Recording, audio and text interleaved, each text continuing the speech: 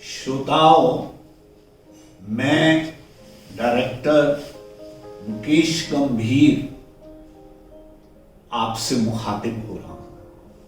आप जानते हैं मैं तब स्टूडियो में या स्टूडियो के बाहर आता हूं जब कोई मल्टी टैलेंटेड पर्सनैलिटी का हमने साक्षात्कार करना होता है। उसी श्रृंखला में आज हमारा ये प्रिविलेज है कि डॉक्टर सरोज बाला, जो कि चीफ इनकम टैक्स कमिश्नर के तौर पर रिटायर हुई हैं और जिनकी चर्चा राष्ट्रीय मंच पर इनके द्वारा लेखन की कई पुस्तकों के माध्यम से हुई है, आज हमारा ये प्रिविलेज है कि हम उनका अपने रेडियो बूज के लिए इंटरव्यू ले रहे हैं। आपका बहुत बहुत आभार, बहुत बहुत स्वागत। साथियों, डिस्कवरी ऑफ इंडिया में पंडित जवाहरलाल नेहरू कहते हैं that we see a man and appreciate him, but perhaps we do not know how many years he has lost for this appreciation. आज हमारे सम्मुख डॉक्टर सरोज बाला हैं, जो डॉक्टरेट भी हैं और साथ साथ इनकम टैक्स की चीफ कमिश्नर की पोस्ट से रिटायर्ड पर्सन हैं और रिटायरमेंट के बाद भी उनकी गतिविधियां, उनकी जितनी भी उपलब्धियां हैं वो रुकी नहीं। इसलिए आज हम इनके जीवन की रूपरेखा इन्हीं की जुबानी सुनेंगे। तो सबसे पहले मैं मैडम से ये बात जानना चाहूँगा कि मैडम, आपने कॉलेज में जो शिक्षा प्राप्त की वो कहाँ प्राप्त की और किस विषय में आपने शिक्षा ली? गंभीर साहब, बहुत बहुत धन्यवाद आपका मुझे ये अवसर देने के लिए। बहुत नॉस्टैल्जिक हो जाती हूँ जब मेरे से कोई मेरे कॉलेज की बात करता है। जी। वो मेरे गोल्डन डेज थे। जी। मैं 1950 के बर्थ के बाद 1965 में कॉलेज में गई। जी। +2 के बाद ग्रेजुएशन 3 ईयर डिग्री कोर्स मैंने ज्वाइन किया। जी। पॉलिटिकल साइंस, इंग्लिश वगैरह मेरे मेन सब्जेक्ट थे। जी। और मेरे कॉलेज ने मुझे इतना अवसर दिया, इतना ग्रोम किया कि आज तक वहाँ की यादें मेरे दिमाग में जमी हुई है। जी। वहाँ पे पढ़ाई में तो चलो भगवान की कृपा से मुझे हमेशा टॉप पोजीशन ही रही। जी। बहुत प्राइज देता था हमारा कॉलेज, कभी सुने नहीं और कहीं। जी। हर इंटरनल एग्जाम, हर फाइनल एग्जाम, हर सब्जेक्ट, हर टोटल में प्राइज मिलते थे। जी। और बुक्स ही मिलती थी। जी। और वहीं से बुक्स पढ़ने का इतना बड़ा शौक मैंने पा लिया। बुक्स अपनी चॉइस की मिलती थी। जी। आप पहले लिखवा देते थे। जी। और मुझे तो मालूम था कि मुझे हर साल में 12 प्राइज मिलने हैं। 3 सब्जेक्ट्स के, एक टोटल के, एक 2 इंटरनल के, एक फाइनल के। और फिर हमारे कॉलेज में एक वेडनेसडे असेंबली होती थी। जी। Alternate Wednesday. जी। उसमें डिबेट, डेक्लेमेशन, पॉलिटिकल रेसिटेशन, बहुत कुछ होता था और बड़े कल्चरल प्रोग्राम हुआ करते थे। जी। इन सभी में भी एक सब मान के चलते थे कि सरोज बाला का फर्स्ट या सेकंड प्राइज तो आएगा। जी जी। तो मैं पहले ही बुक सेलर के पास अपनी बुक्स चूज करके छोड़ आती थी। जी। तो मुझे कम से कम 42 बुक्स के नाम आज तक याद है जो मुझे उस कॉलेज में प्राइज मिली। बहुत खूब। और उसमें मैंने कोई भी जो वहीं से मेरे दिमाग में IAS का एग्जाम कंप्लीट करने की इच्छा जगी। बहुत अच्छे टीचर थे, बहुत इनकरेजमेंट मिली। प्रिंसिपल मोहन सिंह थे, प्रोफेसर सोडी थे। सबसे ज्यादा याद करती हूँ मैं मैडम जनक सक्सेना को। जी। आज तक भी, कल भी मैंने उनसे बात की। जी। बहुत मजा आता है। उन लोगों में क्या अपनापन था, उन्होंने कितना गाइड और ग्रूम किया। तो वहाँ से मैंने ग्रेजुएशन की। मेरी मेरिट लिस्ट में नाम था। मैं पूरे पटियाला डिस्ट्रिक्ट की टॉपर थी। जी। और ये 1968 की बात है। मैडम, जहाँ तक मुझे मालूम है और याद पड़ता है, आपने एमए में भी फर्स्ट क्लास फर्स्ट से पॉलिटिकल साइंस में पोस्ट ग्रेजुएशन क्लियरेंस करी थी। हाँ जी, वहाँ से 68 में ग्रेजुएशन करने के बाद मैं पंजाब यूनिवर्सिटी चंडीगढ़ के पॉलिटिकल साइंस डिपार्टमेंट में जाके मैंने ज्वाइन किया जी। और वहाँ मैंने एमए पॉलिटिकल साइंस की 69-70 में जी।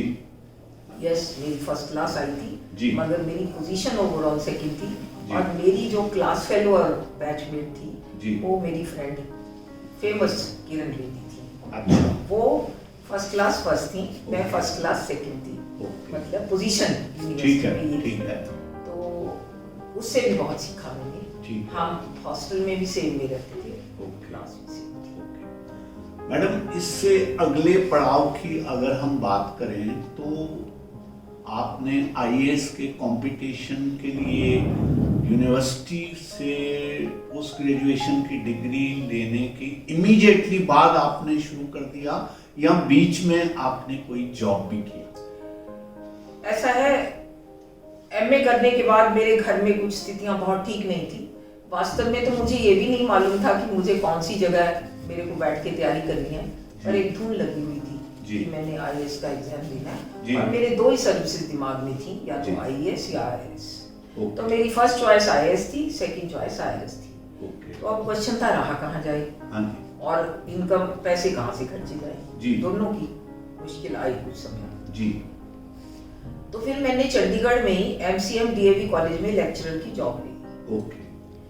और कुछ समय तो मैंने हॉस्टल में परमिशन लेके मैं उसी हॉस्टल में रही जहाँ मैंने एमए करने के लिए रही थी जी। और कुछ समय मेरे मास्टर थे वहाँ रहते, डॉक्टर राजकुमार एडवोकेट जी, मैं उनके पास रही।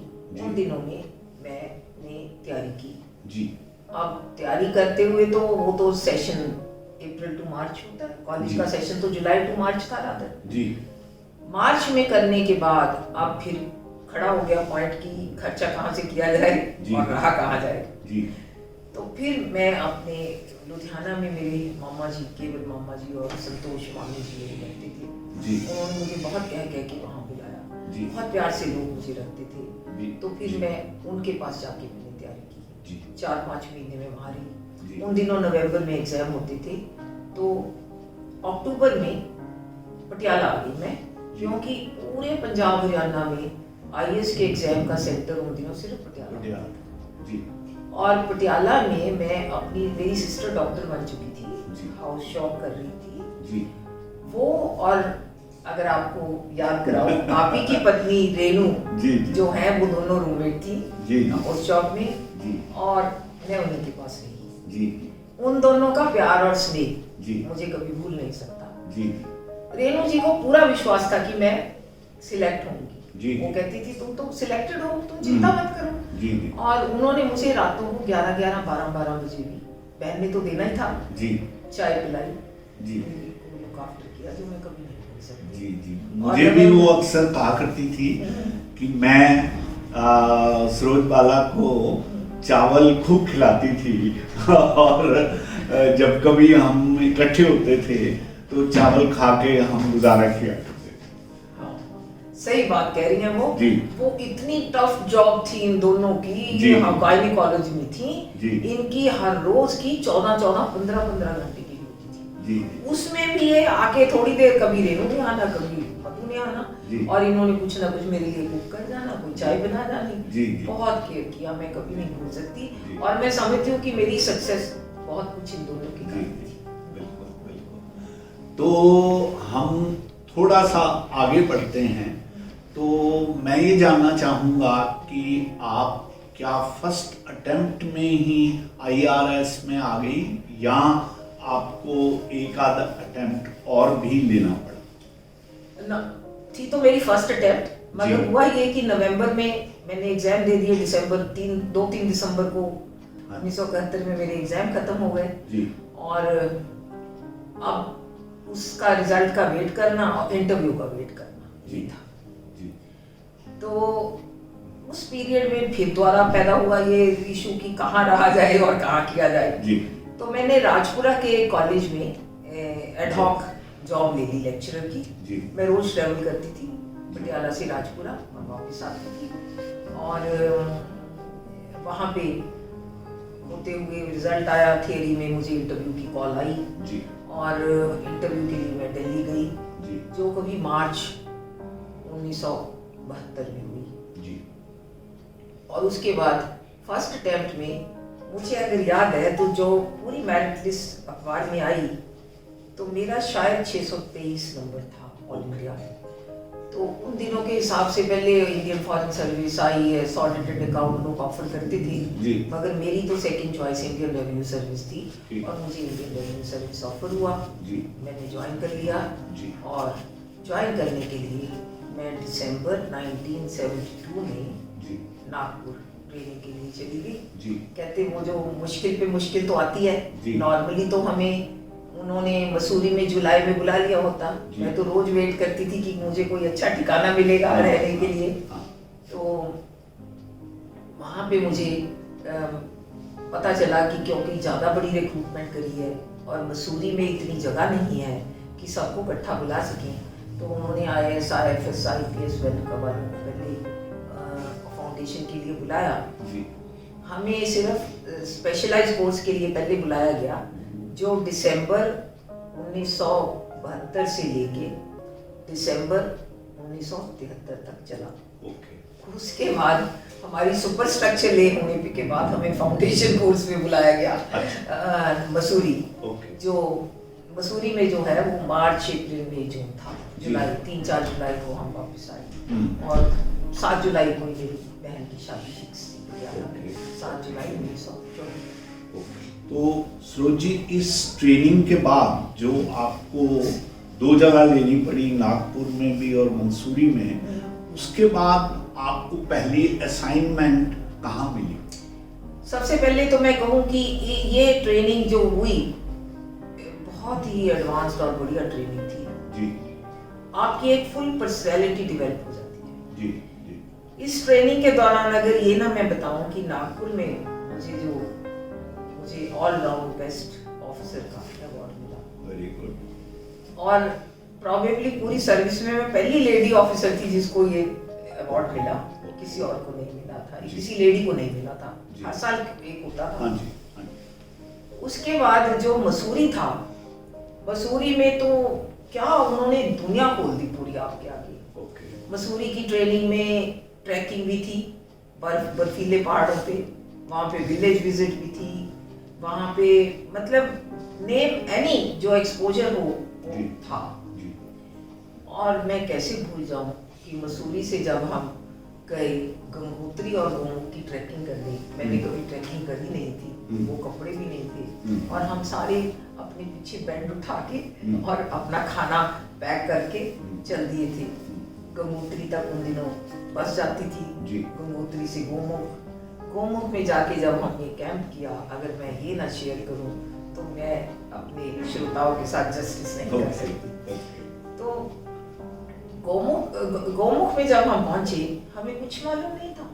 हम 24 लोग थे, 6 लड़कियां थी, 18 बॉयज थे जो ऑफिसर्स थे सब, और उनमें कुछ इंचार्ज थे। और जी वहाँ इतनी सर्दी, स्नोफॉल हो रही, और वहाँ एक ITBP Indo Tibetan border police वालों का वो लगा हुआ था कैंप, और हम ठिठुरते उनके कैंप के पास पहुंच गए। भाई उन्होंने क्या हमें होस्ट किया, हमें रात भी रहना था।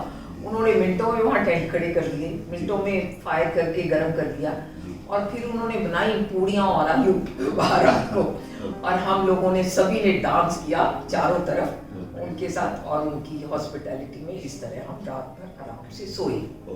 सुबह उठ के जब ट्रैकिंग करने निकले, अब गोमुख से तपोवन जाना था, जिसका मतलब है हमने वो सारे ग्लेशियर्स पार करने जाना था जहाँ से गंगा निकल के आती है। अब ग्लेशियर पे चलने की ट्रेनिंग चाहिए, हम तो नॉर्मल से जूते लेके वहां चले हुए थे। तो ITBP वालों ने हमें बताया, देखो 2 पैर एक जगह मत रखना कभी भी, क्योंकि हो सकता है वो जो स्नो है वहां पे का पीस है वो नीचे गिर जाए। आप जल्दी चलना और एक पैर के बाद दूसरा पैर रखना। हम 5 लड़कियां और 12 लड़कों ने शुरू किया, जी, वेंचर किया, जी, चल दिया। इसी तरह यही एफर्ट करती थी, लगी हुई थी कि सक्सेसफुल तो होना है। उन दिनों तो ये होता था, अभी जो भी किया है करना ही है, जी, करना ही जी, है, जी। ऐसा डिटर्मिनेशन उसके बाद मैंने अपने आप में शायद नहीं देखा होगा। जी, तो हम चल दिए। अब वहाँ जाके हमने देखा कि हम चले जा रहे हैं, एक लड़की वापस गई, फिर दूसरी गई, तीसरी गई। मैंने सोचा वो मैं तो ये नहीं कहलवाऊंगी कि देखो सारी लड़कियां भाग गई, मैं तो जाऊंगी तो बहुत तक। और हम पहुंच गए, और एक लड़की और 4 लड़के, बाकी सब ड्रॉप आउट हो गए। हम तो बहुत तक पहुंच गए। आज तपोवन में जाके देख रहे हैं, इतनी बड़ी बर्फीली पहाड़ी, 18,000 फीट की ऊंचाई पे एक इतना लंबा ग्राउंड है, जैसे किसी ने क्रिकेट ग्राउंड बना दिया, एकदम प्लेन, नेचुरल। और ठिठुरते हम देख रहे हैं कि यहाँ कुछ है क्या। तो हमें वहाँ एक छोटी सी गुफा दिखाई दी, और गुफा में खुला मुंह भी दिखा और एक कप पड़ा दिखा। हमने कहा यहाँ जरूर कोई है। हम उस गुफा में गए, उस गुफा में देखा कि एक स्वामी रहते थे। तो उन्होंने हमें चाय पिलाई थी, और वो चाय आज तक हमें नहीं भूल सकती। और फिर हम वो अपना छोड़ के उतर के बाहर आने को तैयार थे कि एवलांच हो गया। इतनी भारी स्नो नीचे आई कि अब हम आगे आगे भाग रहे हैं, स्नो हमारे पीछे पीछे भाग रही है। वो एक्सपीरियंस भी लिया हमने, और हम सेफ एंड साउंड अपने उस आईटीबीपी के गाइड के साथ वापस आ गए। मैंने अक्सर लोगों को ये कहते सुना है कि आईएएस की ट्रेनिंग जहाँ बड़ी टफ रहती है, वहाँ पर कैंडिडेट्स का ईगो इन्फ्लेट बड़े जबरदस्त ढंग से किया जाता है। तो इसके बारे में आप क्या कहते हैं? मैं ये कहूंगी कि मैं आपसे 100% सहमत हूँ जी। अच्छे भले आदमी की ईगो भी जी। इन्फ्लेट करने का वो एक जगह थी जी, क्योंकि वो नागपुर में नहीं था, आईआरएस की ट्रेनिंग में नहीं था जी। मगर जैसे ही हम मसूरी के फाउंडेशन कोर्स में गए जी, तो हर लेक्चर इसी बात से शुरू होता था कि you are the cream of the country, जी, don't forget you are the best in society, जी, you are the most privileged, जी, you are the brightest, you are the जी, मोस्ट इंटेलिजेंट। जी। इतना कहते थे कि एक बार मैं खुद ही सुनते थका। ठीक। और मैंने उठ के कह ही दिया, हाँ, मैंने कहा जी हम क्रीम ऑफ द कंट्री नहीं है। जी, क्रीम ऑफ द कंट्री तो उन दिनों में जी, इंजीनियरिंग मेडिकल में चले गए, यस, जो बाकी के बचे वो आर्ट्स में चले गए। हाँ, उन दिनों 80% लोग आर्ट्स से IAS and allied Yes, services में आते थे, हाँ, कि वो वहाँ आ गए। जी, भाई आई कांट टेल यू जी, कि 300-350 लोग की क्लास में कितनी हुट्टी हुई, जी। और लोग कहें ये क्या है, ये अपने आप को ही नीचा कर रहे हैं। और मैंने कहा भाई जो मैंने कहा है सच कहा है, जी। हम अपने आप को ये ना माने जी। कि हम ही क्रीम है, जी। और भी बड़ी क्रीम है। तो वहीं से ये जो टेक्नोक्रेट और ब्यूरोक्रेट वाला डिफरेंस है जी। शुरू हो जाता था। मैं मगर मेरा मानना ये है हाँ कि अब उसमें बहुत सुधार है। जी, धीरे-धीरे। हाँ। मैं उसी सुधार को मद्देनजर में रखते हुए अपनी एक रुबाई कहना चाहता हूँ कि छोड़ा है अहम जब से कुछ कुछ नजर आने लगा है। अब तो हर शख्स में तू ही नजर आने लगा है, और गम को संजोया है कुछ इस तरह से हमने कि हमको भी गजल कहने का हुनर आने लगा है। भाई क्या बात, ये बात समझ आते आती है। अदरवाइज ब्यूरोक्रेसी में लोग सिर्फ गर्दन अकड़ाए रखते हैं और इंसान को कम इंसान समझ के वो आगे बढ़ते हैं।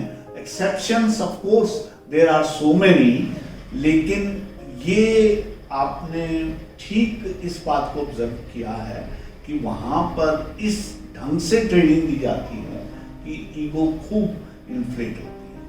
चलिए हम आगे चलते हैं। तो फिर ट्रेनिंग पूरी करने के बाद आपको पहली पोस्टिंग मिली? हाँ जी, उस ट्रेनिंग के बाद मुझे पहली पोस्टिंग मिली पटियाला में, वो मेरा होम टाउन भी था। जी जी जी। और वहाँ मेरी मदर और ब्रदर भी रहती थी जी।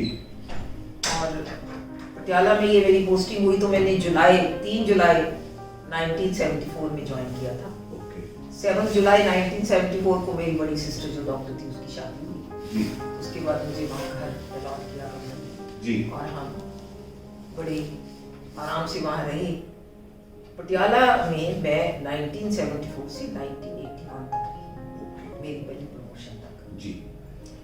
और वो दिन मुझे भूल नहीं सकते जी। पटियाला पूरे टाउन ने मुझे इतना प्यार दिया, जी। इतना प्यार दिया जी। कि मेरे से संभालना नहीं जाता। जी जी वो ये उनको ये था कि हमारे ही पटियाला की लड़की, जी, और जी। आई बिलोंग टू पटियाला, जी जी और पहली लेडी ऑफिसर पोस्ट होके आई है हमारे यहाँ। बस हर चीज में वो मेरे ज्वाइन करने के थोड़ी देर बाद ही कभी कोई आता था, डिस्ट्रिक्ट टेनिस टूर्नामेंट हो रहे हैं, टेबल टेनिस टूर्नामेंट हो रहे हैं, जी। बैडमिंटन टूर्नामेंट हो रहे हैं, जी। मैम आप प्राइज डिस्ट्रीब्यूशन करने आ जाओ, जी। ऐसे आ जाओ। मैं उनसे हाथ जोड़ती थी, जी। मैं पहुंच जाऊंगी, जी। मेरे इतने सीनियर ऑफिसर बैठे हैं, आप उनको इनवाइट करिए, अच्छा नहीं लगेगा उनको? जी। वो कहते थे नहीं नहीं, हम तो अपने पटियाला की ऑफिसर को बुला जी जी बिल्कुल। बहुत स्नेह दिया मुझे पटियाला ने, और आज तक मुझे वो स्नेह मिलता है। मैं कभी भी 1981 से 83 में मेरी लुधियाना पोस्टिंग हो गई थी जी।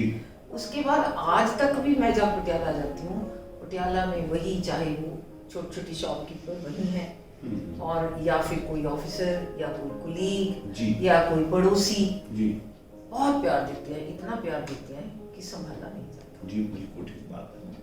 तो keeping in view this human kindness, आप आगे बढ़ती गई और आप अपने कैडर के किस लेवल तक प्रमोशन पा सकी? ऐसा है, पटियाला में मैं रही तो उस समय आईटीओ कहते थे, अब उसी पोस्ट को assistant commissioner of income tax कहते हैं जी।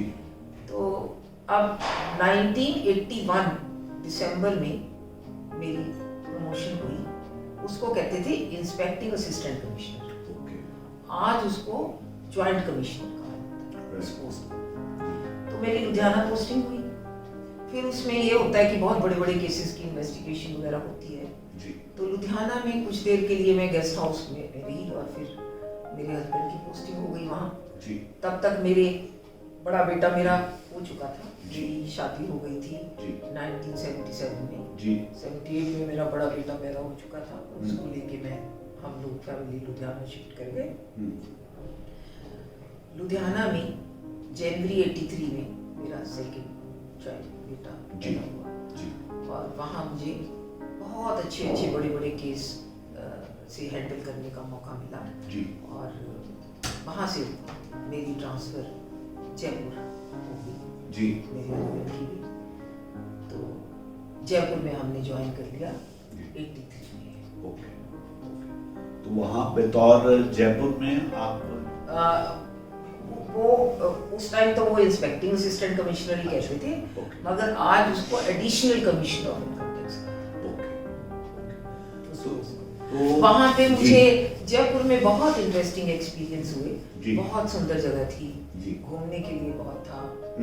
जोधपुर था जो, और वहाँ पे बड़े बड़े ज्वेलर के केस कैसे रॉ निकलते हैं, एमरॉड लिए वो कैसे वो उनके फिर ये लोग उनको घड़ के ज्वेलरी बनाते हैं, ऐसे केस बहुत देखे और करे।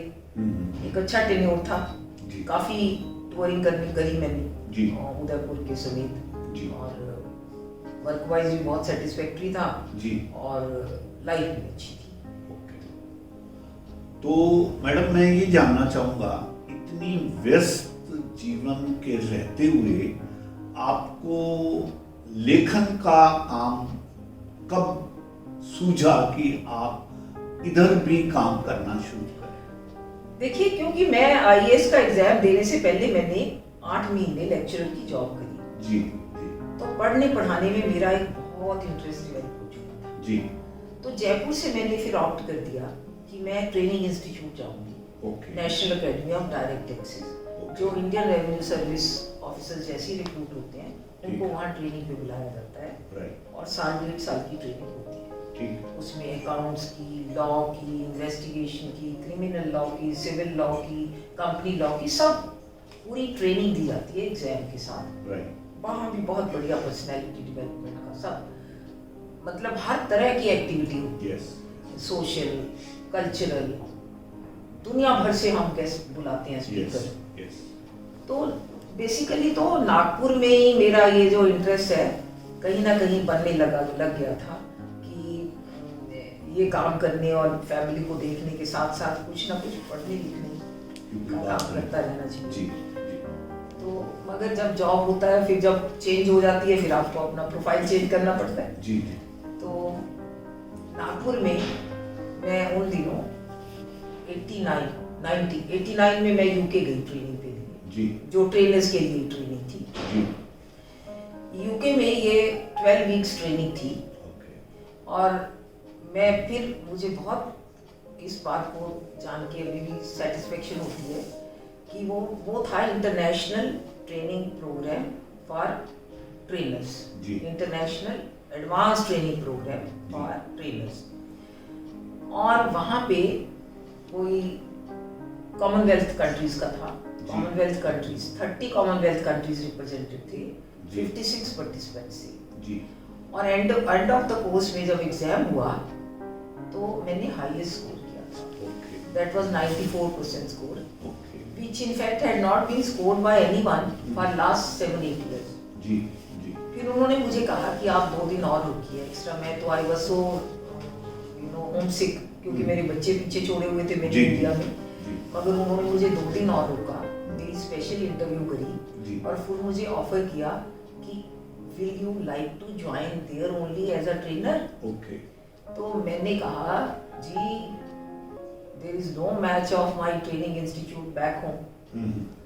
I still remember that McDonald, his expression of the director, because he never expected that an Indian will reply like this.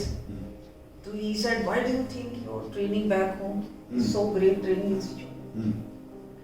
I said, National Academy of Direct Access is spread over 65 acre of area. Yes. Name any facility which is not there. Name any efficiency or expertise which is not there.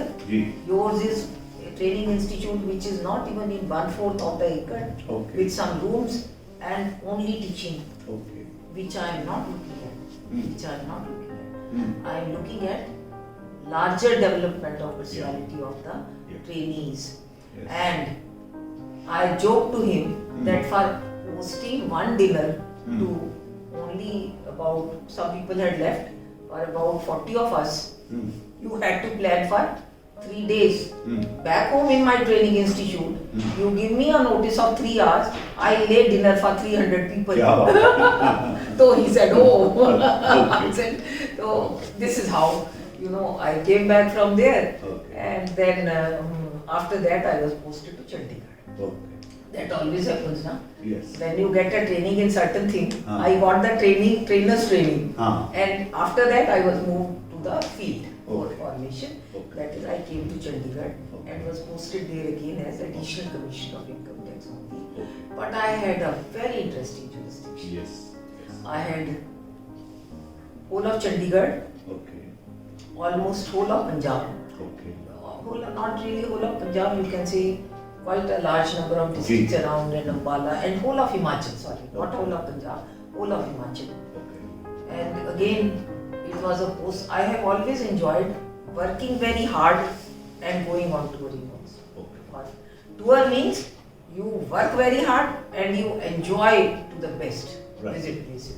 That is what I did. I got an opportunity there. And I did both. Okay, ma'am. Now, would you please explain that how studying various subjects you developed so much interest for Ramayana, Mahabharata, epics, and then you thought of doing the research on that? Very interesting. But if you permit me, before that I'll just take 2 minutes to cover the gap. Please. Now, in 1990 when I joined in Chandigarh, from there in 1994, I got promoted as Commissioner of Income Tax. After a short stint at Lucknow, I was posted as Commissioner of Income Tax, Shimla. That means whole of Himachal was my jurisdiction. And the instructions were that try to avoid calling the people long distances, but appellate authority should go and get. So Himachal was a beautiful posting. What Kalpa, Sangla, border areas, and all Rohtang, all those places I visited. And my system in Himachal was, I'll take my peon and my steno in my car along from Chandigarh. My head office was Chandigarh because I was supposed to camp every week at a different site. Kullu, Manali, Simla, Solan, Srahan, like that. So I will call the people there, bracket a lawyer's cases together. Okay. So that lawyer is coming from Shimla, he doesn't have to travel for one case. Keeping in view their convenience. Yeah. So probably I could. They were small cases. Himachal were people, they didn't have any difficult cases, small cases, small matters, and I would dispose of something like 25-30 cases in the same day, on the same day. The best part I enjoyed there is dictating as the person is sitting. When hearing is completed, my steno is there, I'll dictate until आपका case हो गया, अब आप जाइए और आपको ये order आ जाएगा. So I think that earned me such a huge lot of goodwill from Himachal, such a huge lot of goodwill, that I cannot forget that 4 years back I went to Dharamshala for some treatment. And I went and put myself in a hotel, of course with the help of a local inspector. I asked him to book any hotel for me. I never thought of any concession leave aside. Naturally. I went to the hotel and after 2 days when I was checking out, they were taking special care. I said that might be the habit of the hotel. When I went to pay at the counter, the lady refused. She said, no, I have been told not to charge payment from you. I said, why? I don't understand why. Then she said, our owner comes every evening, small hotel, and he looks at all the details. And then he asked who has booked this accommodation. He told Jesus. With a long back, this lady officer had come here on tour and had given me relief also. And she never found out who am I never found out who is she. But today I want to discharge that debt with the happiness which she gave to me. And I don't want to charge this small amount. So I tipped the people there heavily and came back, gave me satisfaction that I have done something.